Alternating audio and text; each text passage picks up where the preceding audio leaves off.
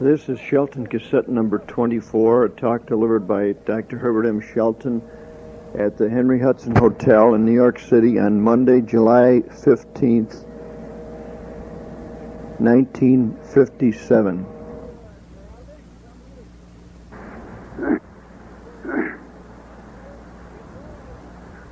According to the guesses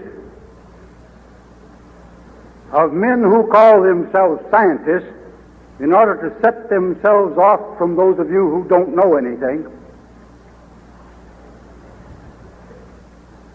mankind has been on the earth for anywhere from 500,000 to 3 million years. You can take your choice between the guesses. Civilization is about 6,000 years old.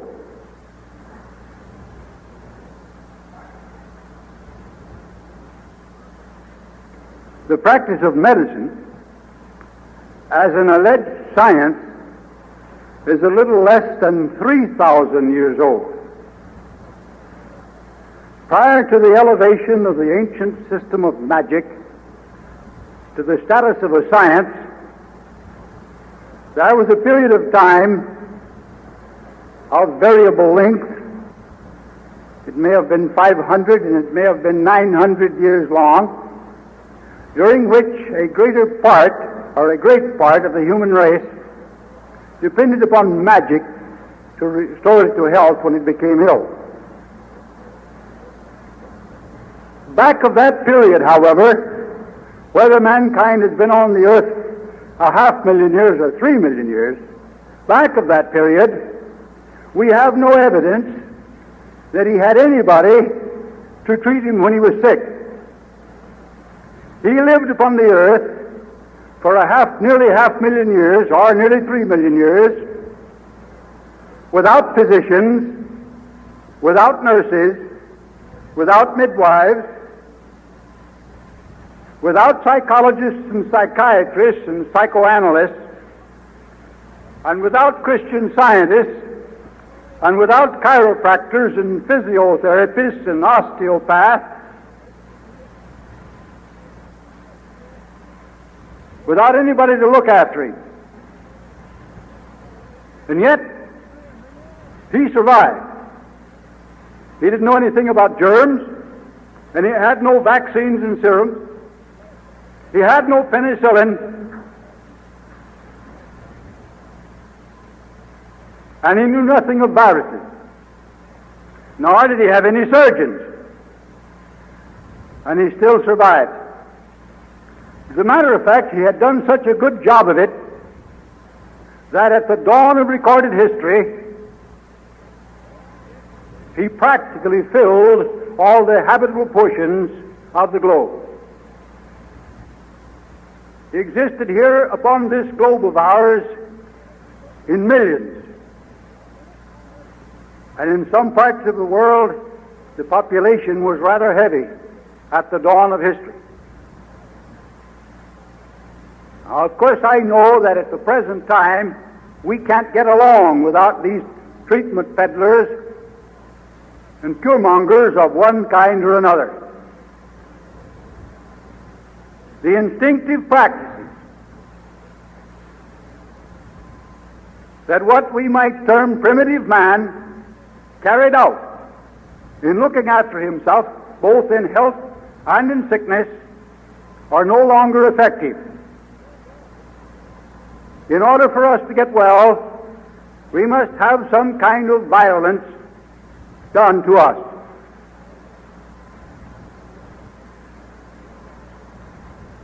If an animal becomes ill, that animal crawls off somewhere in a secluded spot, goes to bed, rests, stops eating, takes very little water, occasionally crawls out and gets a drink.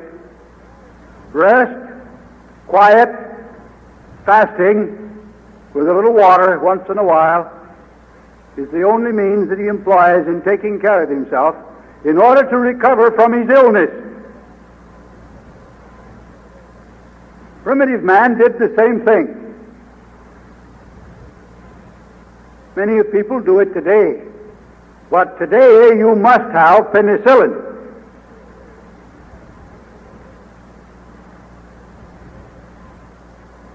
Not so long ago, a member of this audience called up a hygienist and he said, "Is it harmful to take penicillin while fasting?"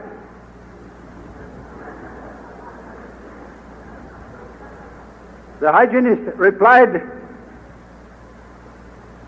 "Is it harmful to take penicillin while eating?" And he said, "Well, isn't it good sometimes? Aren't there cases in which you can use it?"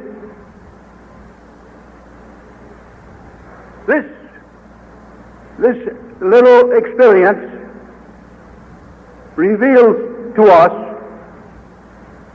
the difficulty that men and women who have been studying hygiene for a number of years, who have been active in local hygienic groups, and who have listened to many lectures and read many books and magazine articles upon the subject, the difficulty with which these people labor in their efforts to get away from the brainwashing to which they have been subjected since they were babies on their mother's knee. They're subjected to this brainwashing at home and at school and through every medium of information, or rather misinformation, that this crazy quilt civilization of ours employs with which to misinform and keep in a state of ignorance the people of the country.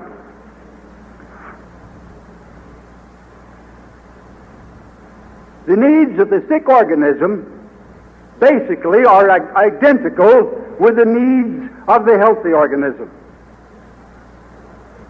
A healthy organism requires air and water and food and light and exercise and rest and sleep and cleanliness and warmth and an equitable or a poised state of mind, one of cheer and hope, courage and confidence, rather than one of depression, of hopelessness and despair. The sick organism needs exactly these same things, but not in the same quantities.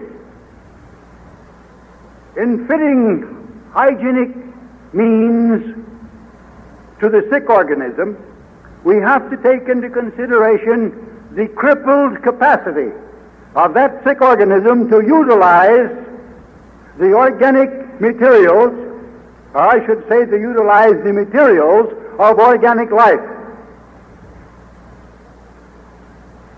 If the organism is in such a condition that the power of digestion is temporarily suspended or even greatly impaired, then instead of food from the outside, it is necessary that we withhold food from the patient. The common practice in the schools of so-called healing, and there isn't any such thing as a school of healing. The common practice is to feed plenty of good nourishing food to keep up the strength of the patient. How successful this is, how successful it can be, is shown by two broad groups of facts. First, if plenty of good nourishment will keep up the strength of a patient, why doesn't plenty of good nourishment maintain the strength of the healthy one so that he does not become sick? Second, do we not daily see patients fed plenty of good nourishing food to keep up their strength, growing weaker and weaker and weaker until they finally get so strong that they die of their strength.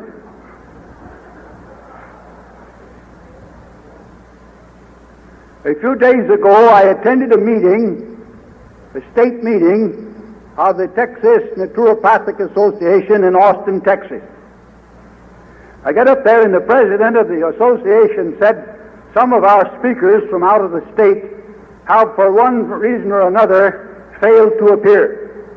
Would you be willing to take over and give the men a talk?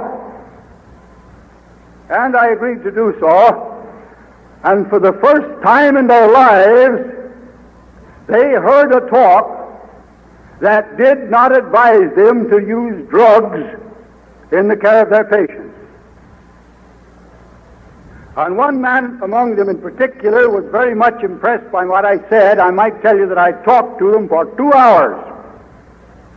He said, in all the 9 years I have belonged to this society, that is the first talk from which I've ever derived any inspiration. I know that there is something wrong, but I haven't been able to put my finger on where it is.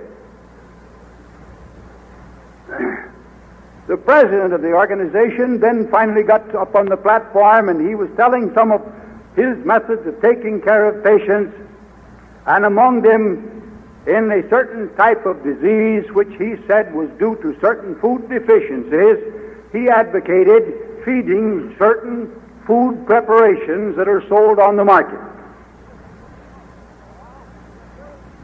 I asked him, if the disease is due to a deficiency, how is it that my patients, suffering with the same trouble, get well when I stop them from eating anything and give them nothing but distilled water?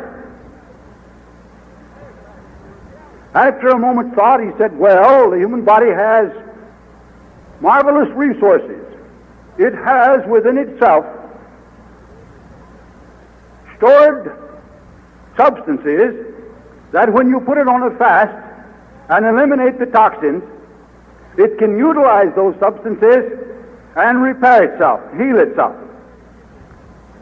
Then I asked him if it is true that the body possesses stored reserves of the elements that are supposed to be deficient, and due to its toxic state is not able to utilize the elements that it has on hand. How are you going to get it to utilize more elements of the same kind by stuffing it on those elements? I'm still waiting for the reply. A sick organism has its powers of digestion and its powers of assimilation greatly weakened or entirely suspended for a greater or lesser length of time.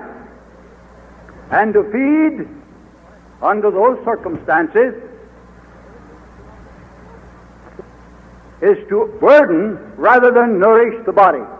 It is to poison it rather than nourish it, because food that is not digested undergoes bacterial decomposition, producing a whole series of toxins, some of which are absorbed into the bloodstream of an already toxic, an already impaired organism, to complicate troubles that already exist.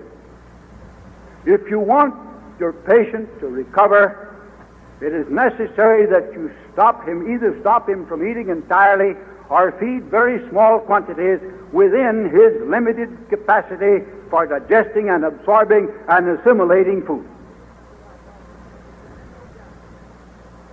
You wouldn't take a typhoid case or a case of pneumonia out to the track and start him running around the track for exercise. Exercise is one of the needs of life. And yet there are conditions and circumstances in life when exercise could be deadly, when exercise cannot be taken. This is what I mean when I say that you have got to adapt your hygienic means to the needs and the capacities of the sick organism. You do the same with sunshine. You take a person who has never been in the sunshine, who has lived indoors, and who's been clad all of his or her life, and whose skin looks more like chalk than a human skin, and you put them out in the sunshine, and you leave them out for a little while, and in a short time they look like a boiled lobster, and their skin peels, and they itch, and they burn, and they sting. And if you leave them a little longer, serious difficulties result. This is a consequence of overdoing, that is, going beyond the limited capacity of that organism to make use of the sunshine. We have to adapt every article of the materia hygienica to the current needs and the current capacities to use possessed by the sick organism. And when we fail to properly adapt those means to the needs of the organism and to the capacities of the organism to use them, we injure that organism. Now the question arises in the minds of many people when these things are presented to them: can we rely upon these normal needs of life, upon which we can rely, and only upon which we can rely in a state of health? Can we rely upon them in a state of sickness? Are they sufficient? Are they adequate to restore us to health? Now, actually, they don't restore you to health. Restoration of health is a process, is a biological process that goes on within. These are merely the means that the organism uses in maintaining itself, in repairing itself, in growth, in reproduction, in development, in maintenance, in repair of tissue, in knitting of broken bones. These are the materials by which it accomplishes the work, but they don't do the work. To say that food builds the body is like saying that lumber builds the house. Lumber is material out of which a house is built, but let us not overlook the worker. And let us do the same thing in looking at this body of ours. It's all right to feed it, but let us not overlook the worker, which is the living body itself, in utilizing food, air and sunshine, water, rest and exercise, and so forth. Upon the ability of that organism to make use of these things depends your ability to recover health. If they're adequate to sustain growth and development, maintenance and repair in a state of health, then they are adequate, and they are the only materials that are adequate to sustain growth and repair, development and maintenance in a state of sickness. There isn't any other thing that the body can use with which to build tissue, with which to produce secretion, with which to carry on functions, than these same elements and materials. It cannot do it with penicillin. It cannot do it with quinine. It cannot do it with streptomycin. It cannot do it with arsenic. It cannot do it with serums and vaccines. It can do it only with those substances and elements of nature that the whole organic world, both plant and animal, have used since the introduction of life upon this earth, now use and will continue to use so long as life lasts, to build and maintain this animal and vegetable world. Nothing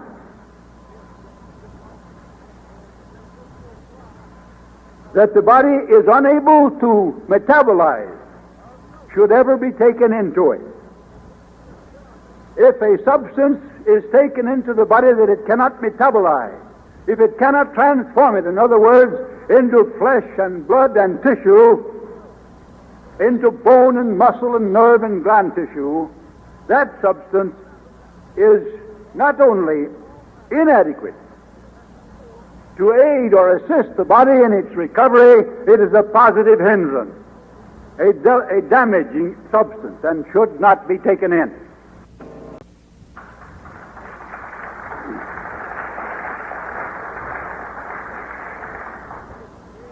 To this rule, we make no exceptions. There are no good drugs. As a matter of fact, any valid principle that would give you one good drug could equally give you 1,000,000 good drugs. Find me a valid principle upon which you can base the use of one drug and have that drug be a good drug, and I'll show you a principle upon which you can base the use of any drug you want to.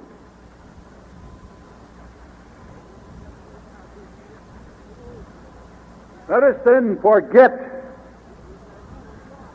penicillin, not worry about whether it's harmful to take while fasting, or whether it's more harmful while fasting than while eating.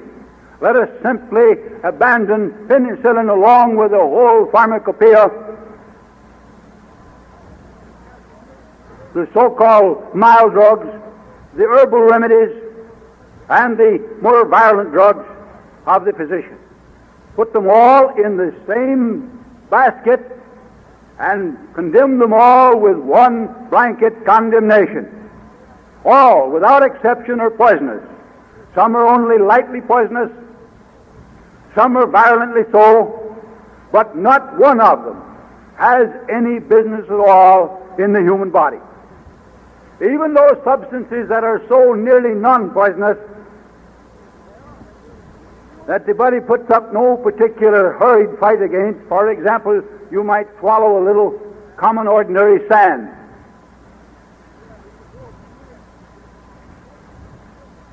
Even such substances as this have no business in the body. All that can possibly result from taking them in there is a blocking of the channels of life. They have to be removed. They have to be expelled.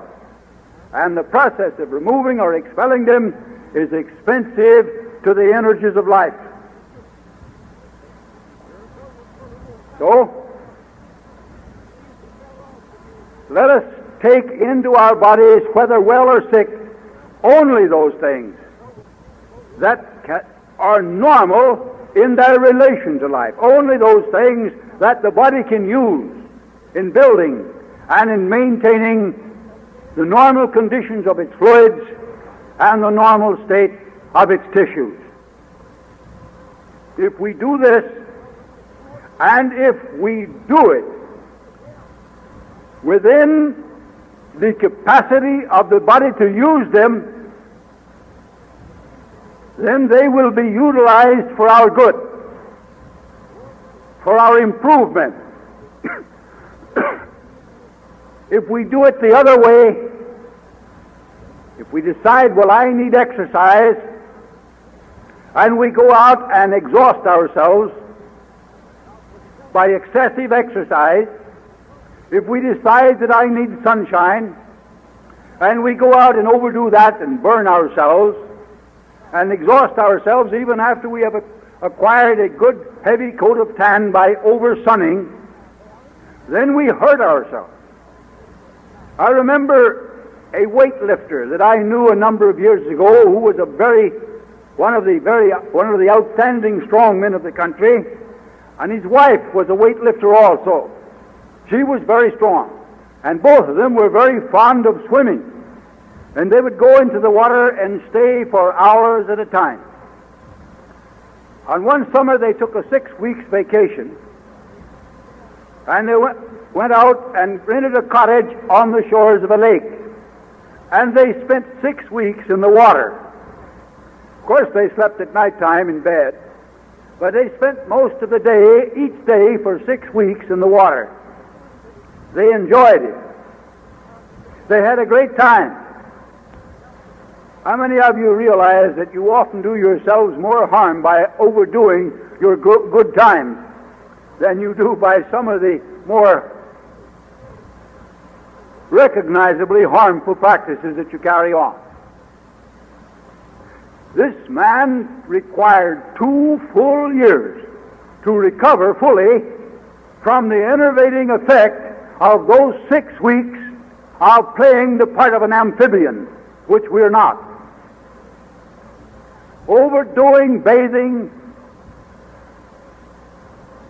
is not fitting cleanliness or exercise or sunbathing or anything else that you get along with it to the needs of the body or to its capacity to utilize them.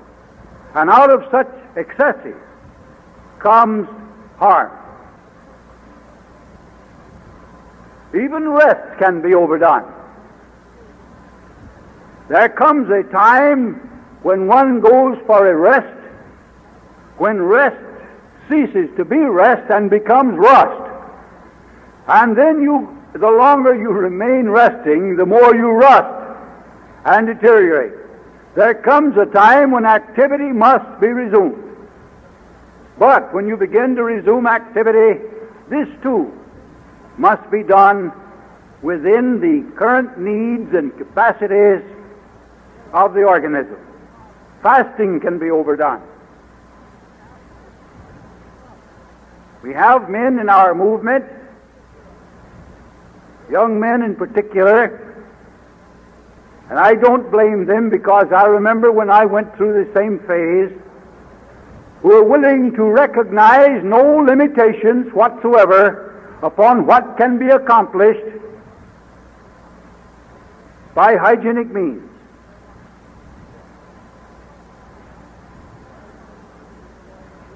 There are limitations. A condition of disease can reach a point where it is irreversible, where there is no turning back, where no matter what you do, the patient is going to die.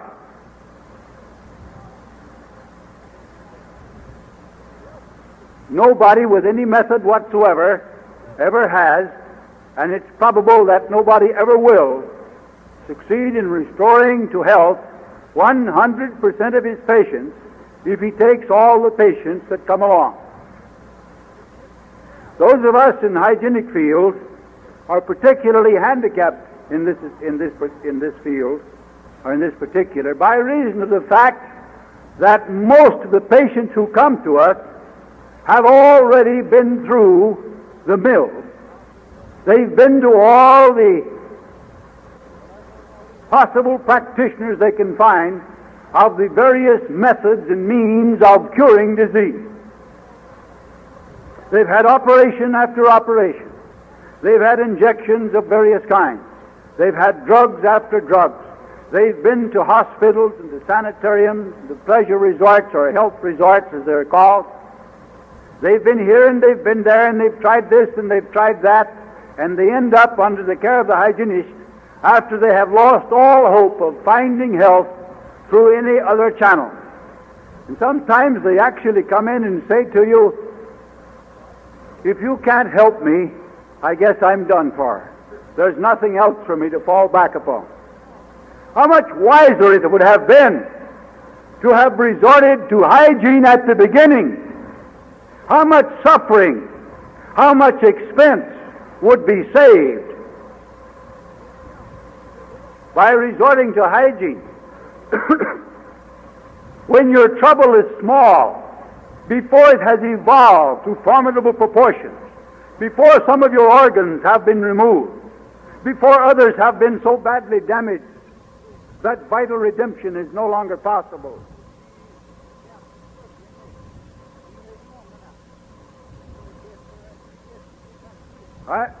I think I've had many people say to me, I won't try to estimate the number, I've had them say to me, you saved my life. I would have been dead 20 years ago, 15 years ago, 30 years ago, except for you. Now, I don't want to claim credit for all this. I only tell you what they say. In all of my life,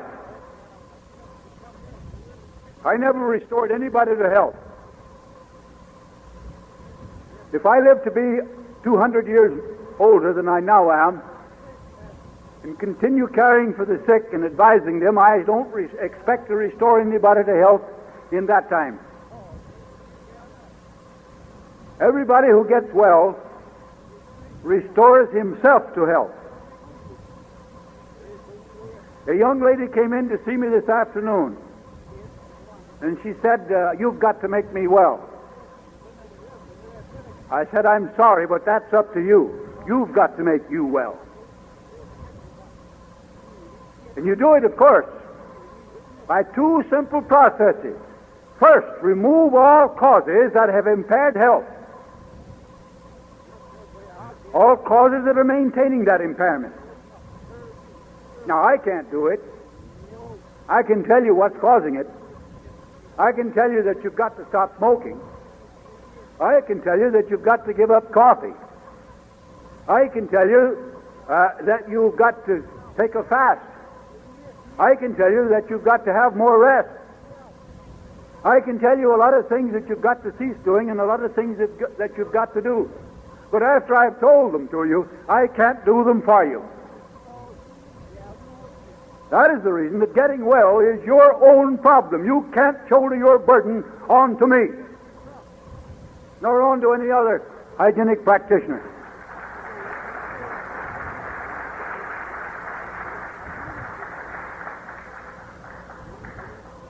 And there is one of the great fallacies promoted by the schools of so-called healing.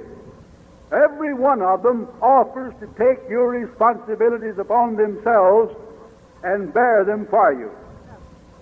Theirs is a kind of vicarious atonement. You sin and they suffer for you. You break down your health, and without requiring of you that you cease doing the things that have broken down your health and that are maintaining you in that broken down state, they will restore you to health. In other words, they will restore you to health without the necessity of removing its cause. It's just as foolish as to think that you can sober up a drunk man while he continues to drink. And the next process in recovery is equally as simple. It is that of supplying the body with proper quantities and proper proportions of all the primordial requisites of organic life. And these are the things that I have already discussed for you. And by proper quantities and proportions, I mean supplying them within the limited needs and crippled capacities for use of that sick organism. And as the condition of the organism improves, so that these things may be supplied in greater quantity, readjustment in their use must be made. I have people ask me, how long do I have to fast? How long do I have to stay on this diet? When will you give me another diet? And so forth. Just as though I could close my eyes or gaze into a crystal ball or something of the kind and tell you just how long, tell you in advance just how long it's going to take you to make the improvements in your body that are requisite before something else, some other adaptation or some other change in your program has to be made. When I put a patient on a fast, they always want to know, how long am I going to fast? I tell them that you and I are going to know on the same day.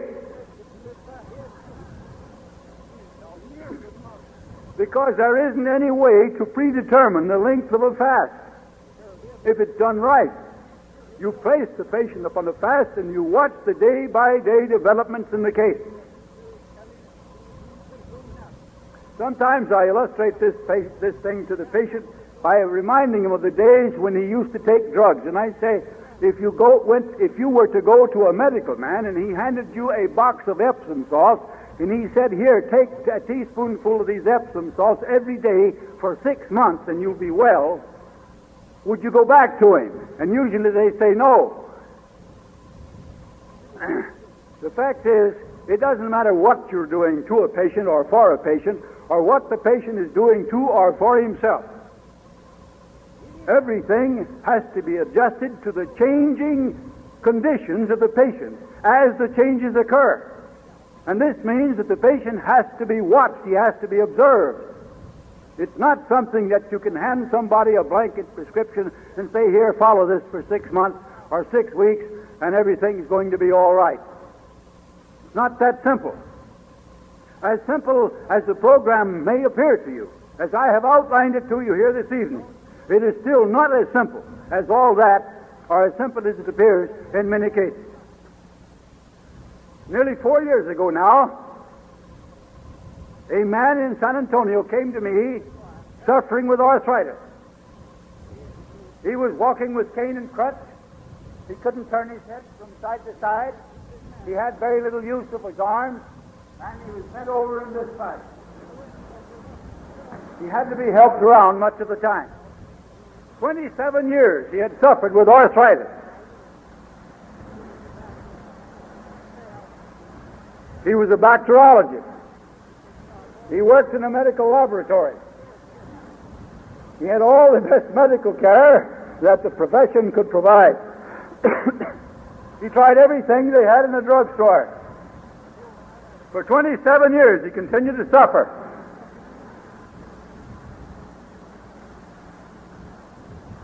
He's not a well man. He's walking without cane or crutch. He's working.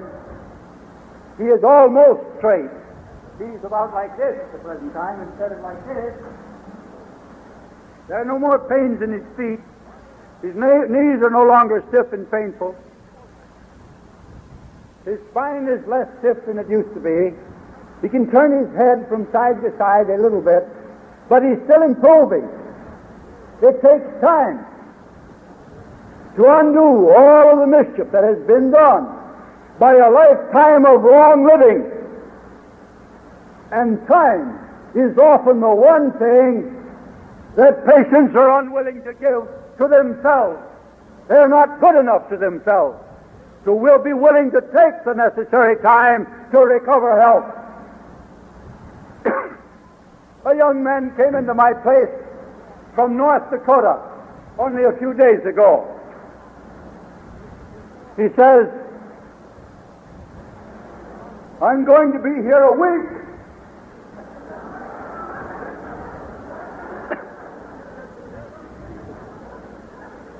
A week. Sometimes I think they expect us to lay our hands on them and say to them, "Take up thy bed and walk," and have them go out whole.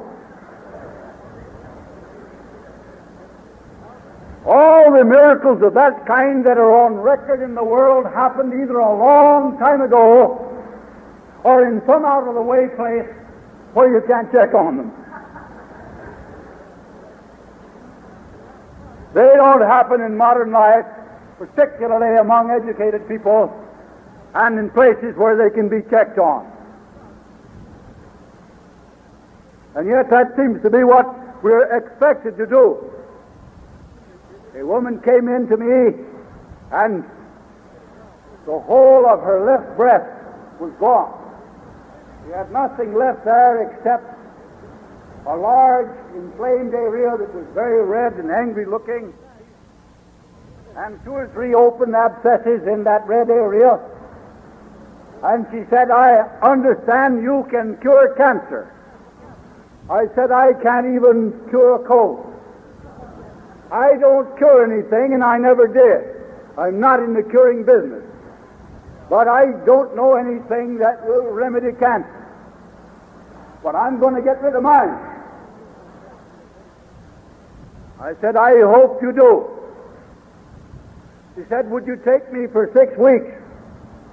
I said, "No." "Why not?"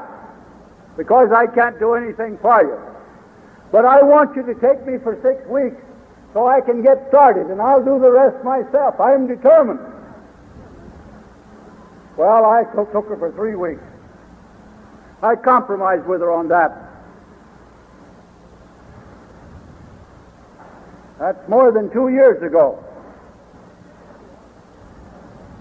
The woman is still living and she's still fighting. I don't think she'll ever get rid of her cancer. But I think that she may live for 5 or 10 or 12 years in comfort, in usefulness, and finally die of cancer, as others that I've cared for in the same way have done.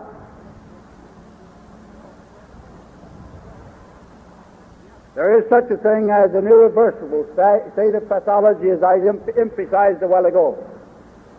But in all cases, where recovery is possible, we must give ourselves time. Don't expect instantaneous healing. Don't expect overnight recovery. Don't expect to get well in a week or even in a month of troubles that you've taken 40 to 60 years to build.